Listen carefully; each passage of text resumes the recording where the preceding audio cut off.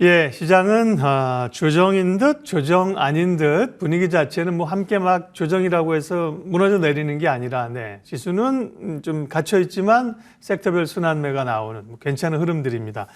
오늘 시황 해설 색깔 있는 남자 KB증권 프라임클럽 박건희 차장님 오셨습니다. 어서 오십시오. 네, 안녕하십니까. 반갑습니다. 색깔 있는 남자인데 네. 지금 색깔 있는 걸 입고 오셔야지 오늘 검은 걸 입고 예, 오늘 이게 좀 영해 보인다고 해가지고 적극 추천하시죠. 예, 오늘 박 차장님과 이야기 나눌 주제 먼저 좀 보고 얘기할게요. 예, 오늘 어떤 걸까요? 그동안 뭐 AI 반도체 얘기 계속 많이 했는데 뭐 나쁘다는 건 아니지만 그죠? 또 새로운 지도주 찾기, 건설 기계와 바이오 쪽 얘기를 해주신다고 했는데 좋습니다. 관심 있습니다. 건설 기계는 이제 어제 오늘 강했는데 사실 전력 기기 쪽은 이해가 된단 말이죠. 네. 전력 기기 변압기 이런 쪽은 워낙 미국의 인프라 투자도 늘고 거기다가 AI 뭐 전력 수요가 부족해서 강한데 전력 기기는 이게 뭔가 좀 인프라가 되고 경기가 좋아져야 되는 쪽이잖아요. 네. 근데 주목받고 강세를 보이고 있는 이유는 무엇인지 또 한편에서는 소위 뭐 고점 치고 내려오는 실적의 피크아웃 우려도 있다면서요? 네, 맞습니다. 이제 건설기계도 전력기기하고 좀 마찬가지로 뭐 전선이라든지 케이블이라든지 마찬가지로 그 데이터 센터라든지 아니면 물류센터 이런 인프라 투자하고 공장 투자가 하면은 들어갈 수밖에 없는 게 저희 대형 굴착기라든지 소형 굴착기 이런 게 될 수 있을 거예요. 근데 사실 가만히 잘 생각을 해보면은 이 데이터 센터에 대한 붐이 2022년도, 2023년도까지 계속 컸지 않습니까? 그거에 따라서 사실 건설기계주들도 EPS 성장률, 그러니까 순이익이라든지 이런 매출이 굉장히 크게 늘어났다가 사실은 그 붐이 이제 2023년도에서 지나오면서 약간은 너무 초창기에 너무 확 커졌다는 거죠. 그것 때문에 이제 실적이 피크아웃 아니겠느냐. 이런 얘기가 나와서 이때까지 좀 조정이 있었던 건 사실인데 사실은 이 그림에서 보시다시피 EPS 성장률 자체가 말씀드렸듯이 2013년도에 현대건설기계도 그렇고 두산바켓, 인프라코아 그리고 캐터필러도 그렇고 다 찍고서 이렇게 밀리고 있는 게 기정사실인 거는 같아요. 근데 향후 이제 2024년도, 5년도에 어떻게 될 것이냐, 요거를 전망을 한다면 주가는 이러한 피크아웃 우려를 좀 선반영을 했다 이렇게 좀 보셔도 될 것 같아요. 그래서 그런지 요새 수급이 알게 모르게 이렇게 들어오고 있단 말이죠. 현대건설기계도 1월 23일 인프라코아도 1월 23일 날 이후로 기각 매수가 이제 조용하게 들어오기 시작을 하는데 뭐 이러한 매집 단계를 거쳐서 좀 시간이 지나면 어느 정도 좀 크게 올라가지 않을까 이런 생각이 들고요. 두산바켓도 외국인 매수 중심으로 이렇게 들어오고 있습니다. 자, 저희 또 하나 맥락으로 보면은 왜 하필이면 건설기계 주 중에서 국내 건설기계 엄마 이렇게 피크아웃 논란에 이렇게 휩싸여가지고, 그죠? 해외에 있는 캐터필러 같은 경우도 밸류에이션이 좀 어떻게 보면 상대적으로 좀 과도한 이러한 모양이 있는데요. 사실 그림에서 보게 되시면은 저희가 최근에 좀 핫한 게 또 밸류업 프로그램이지 않습니까? PBR과 ROE로 구성되어 있는 아무래도 거기에도 맞는 업종인 것 같아요. 여러 가지로 봤었을 때. 왜냐하면 현대건설기계 등 인프라코아들이 PBR 기준으로 지금은 뭐 1 넘어섰는데 이거 만들 때 한 0.78 정도밖에 안 됐었어요. 근데 ROE나 이런 부분이 한 10에서 16% 정도 이렇게 좀 나오고 있고 캐터필러 같은 경우가 PBR이 5에 ROE가 47 정도 되는데 거기에 비하면은 굉장히 과도한 하락이다 이렇게 보고 싶고요. 특히나 이제 두산바켓 같은 경우가 이제 미국 쪽 비중이 가장 크고 이 인프라 투자가 사실 미국이 가장 주도를 하는 시장인데 너무 과도하게 빠졌다. 이렇게 보고 있습니다. 생각해 보니까 지난번에 이 건설기계 쪽 많이 올랐던 게 우크라이나 재건이나 혹은 뭐 네옴시티, 사우디 뭐 이런 것들 영향받으면서 좀 이슈가 됐었던 것도 같아요. 네, 맞습니다. 최근에 이제 밸류 측면에서도 주목을 해볼 필요가 있다고 말씀을 하셨는데요. 그러면 뭐 이거가 건설기계 섹터를 얘기하고 있으니까 그 가운데서 주목해 볼 토픽이 무엇인지 바로 들어가야죠. 저는 HED 현대 인프라코아 하고요. 네. 그리고 두산마켓 이렇게 좀 꼽고 싶습니다. 네. 이게 왜 그렇게 봐야 되냐면 키포인트는 크게 두 개예요. 하나는 이제 북미 시장을 누가 선점을 하고 있느냐, 비중이 어디가 크느냐, 선진국 시장이죠. 왜 그러냐면 일단 북미 시장도 아까 말씀드렸듯이 IUA라고 해서 인프라법하고 일자리법 때문에 공장이라든지 이러한 그렇죠. 것들이 지금 네. 거의 지금 초창기 붐으로 보고 있거든요. 끝이 아니고 이제 초창기다. 다만 아까 말씀드렸듯이 그 붐 같은 경우가 이제 2023년도에 어느 정도 좀 크니까 상대적으로 좀 약해 보이긴 하는데, 그림에서 보시다시피 미국의 건설기계 출하재고 사이클이 이제 6개월 선행을 합니다. 저희 그 건설기계 업하고요.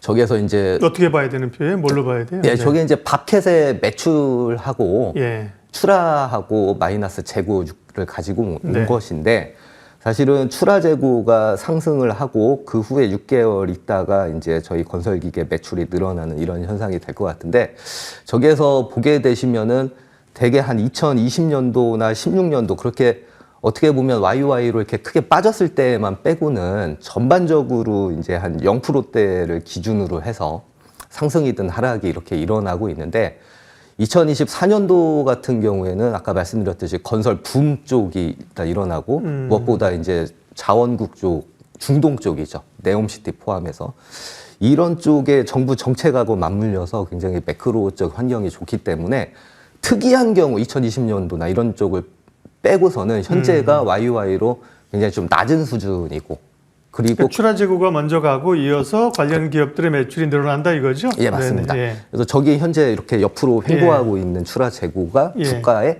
많이 반영이 돼 있는 상태다, 이렇게 보시면 될 것 같습니다. 네. 그래서 이런 미국 쪽 선진국 시장을 어디가 잡고 있느냐, 이게 가장 중요하고요. 말씀드린 대로 이제 신흥국 쪽을 어디가 또 잡고 있느냐, 이렇게가 중요할 것 같습니다. 그래서 이렇게 뜯어봤더니만 말씀드린 HD 현대 인프라코아가 인프라 투자의 수혜자면서 이 회사가 이제 엔진도 좀 같이 하고 있어요. 네, 엔진에서도 고수익인데 네. 이 현대 로템의 그 K2 전차형 엔진을 좀 하고 있는데 이 수주가 로템이 이제 폴란드 쪽에서 1차가 나왔고 이제 2차 쪽에서 그렇죠. 이제 방산도 있고 예.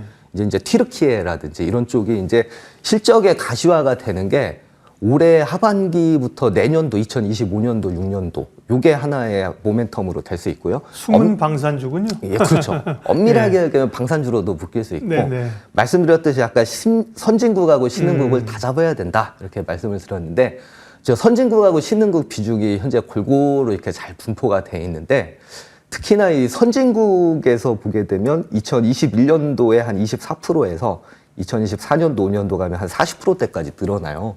근데 그 이유가 무엇이냐 하면은, 이 회사가 사실은 굉장히 중대형 굴착기 중심의 좀 시장인데, 네. 컴팩트 라인을 최근에 확대를 하고 있어요.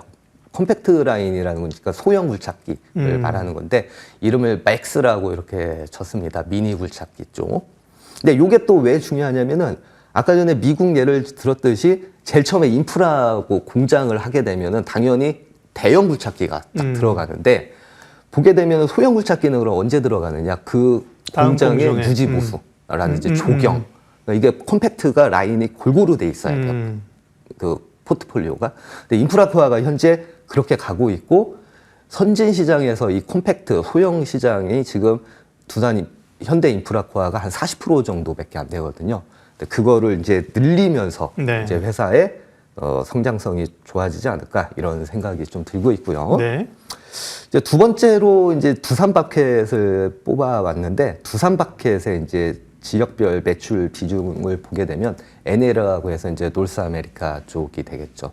북미 쪽 비중이 굉장히 크죠. 지금 이거는 이제 뭐 두산이 이거 바켓을 인수한 거니까 그죠? 북미, 예, 맞습니다. 북미 비중이 크죠. 예. 예. 그리고 저 EMEA라고 해가지고 중동이나 유럽 이쪽도 네. 좀 돼 있는데, 어쨌든 NA 쪽이 북미 쪽이 굉장히 큰데, 이게 또 어떤 효과를 좀 나타내냐면은, 두산바켓이 뭐 최근만 하더라도 두산이라는 브랜드를 이제 달고 왔었거든요. 굴착기들 보면은 두산 이렇게 써 있었어요. 네. 근데 그걸 밥캣으로 바꿨어요. 그래서 인지도를 높이는 그런 작업을 계속 하고 있는 데다가 미국의 건설 지출 추이를 보게 되면 이것도 굉장히 좀 중요한데 건설이 이제 주거용도 있고 비주거용이 있고 저 성장률은 저게 이제 비주거용을 나타내는 그래프가 되는데 비주거용은 인프라 쪽하고 네. 이제 공장 쪽을 나타내는 거고 그쪽에서도 네. 소형 쪽이 아까 말씀드린 대로 유지 보수에 많이 쓰이기 때문에 두삼갑 바켓을 이렇게 또 하나 뽑았습니다. 네, 건설 기계 장비 쪽에서는 사실 가장 대표적으로 꼽는 게 현대 건설 기계인데요. HD 현대 건설 기계인데 현대 인프라코어와 두산 밥켓을 네, 지금 상황에 맞는 기업으로 관심주로 꼽으셨고요. 바이오를 넘어가야 되기 때문에 그죠? 예. 바이오 쪽도 관심이 많잖아요. 예, 예. 바이오 흐름은 전반적으로 여러 뭐 매크로나 혹은 새로운 트렌드 있어서 관심이 많은데 네. 그 가운데 어떤 시각을 가지고 접근하는 자가 중요해요. 차장님 네. 접근 시각 좀 알려주세요. 제가 2023년도에 임상시험 산업 실태조사라는 자료를 한번 뽑아왔어요. 네. 요거를 이제 딱 보니까 저희 국내 기업주들이 어떤 임상시험을 가장 많이 하느냐 2023년도에 이렇게 뽑아왔는데 5월 기준이긴 합니다. 뭐 자료가 그렇게 좀 많지가 않아서요. 네. 네. 근데 항암제 쪽이 역시나 제일 비중이 많고. 제일 크고 그리고 중추신경계, 심혈관계 이렇게 가는데 역시나 시장의 트렌드는 항암제다 이렇게 되는데 항암제는 사실 크게 보면은 1차로 화학 항암제, 2차가 이제 표적 항암제, 지금 가장 트렌드가 되는 게 3차가 면역 항암제가 될 거예요. 그래서 면역 항암제 쪽에서 저희가 가장 좀 잘 생각을 해야 되고 항암제 쪽에서 임상시험 가장 많이 하는 국내 회사가 종근당입니다. 종근당. 네. 그리고 두 번째가 이제 대웅제약이 16건. 그 다음에 슈온스가 이 순으로 가고 있는데 또 종근당 같은 경우도 좀 유심히 보셔야 될 거가 뭐냐면은 임상시험에서 이제 심혈관계 쪽도 굉장히 비중이 커요. 항암제하고. 심혈관계에 관련돼서 기술 수출을 1조 7천억을 했죠. CKD 510이라고요. 그래서 종근당이 현재 이런 바이오나 쪽에 가장 트렌드가 맞는 기업 중에 하나다. 이렇게 해서 대형주를 보시려면은 종근당을 이렇게 좀 보시는 게 좀 맞지 않을까 이런 생각이 들고 있고요. 자, 항암제 시장이 사실은 2023년도에 그렇게 좋지는 않았어요. 그러니까 저희가 흔히 이야기하는 표적 항암제 시장은 24%가 마이너스였는데 그 중에서 이 면역 항암제는 계속해서 커지고 있기 때문에 제가 보고 싶은 거는 자가 면역 치료제를 봐야 되지 않겠느냐. 이게 트렌드거든요. 면역자가 들어간 항암제. 그 자가 면역 치료제 탑이 어디냐? 한올바이오파마. 한올바이오파마를 좀 유심히 보셔야 되는 게 뭐냐면 항FN 자가 면역 치료제라고 있어요. 이게 자가 면역이 뭐냐면 사실은 면역이라는 거는 그 나쁜 세포를 이렇게 공격을 해서 좋은 거죠. 근데 너무 과바이럴이 되면은 그게 또 병이 된다 그래요. 대표적인 게 이제 류마티스 관절염. 네. 뭐 이런 것들이죠. 근데 그걸 억제해주는 자가 면역 치료제가 한올바이오파마인데 굉장히 효율이 되게 좋아요. 아제넥스가 이제 대표적인 비교 기업인데 아제넥스 대비해서 자가항체 감소율이 한 87%까지. 그래서 자기 면역이 자기를 공격을 하는 거를 피해 주는 거죠. 예. 그래서 아제넥스가 한 75%니까 요게 하나의 트렌드가 될 것 같고 이걸 알고서 이뮤노반트가 한올바이오파마의 그 독보적인 그 파트너사가 이렇게 좀 될 것 같아요. 한올바이오파마 이렇게 좀 뽑아주고 싶고요. 네. 예. 그 세포 치료제도 잘 보셔야 돼요. 이것도 네. 이게 GC셀이라고요. 국내 최다 세포 치료제 생산이고 이런 면역 항암제 쪽에서 임상 4개.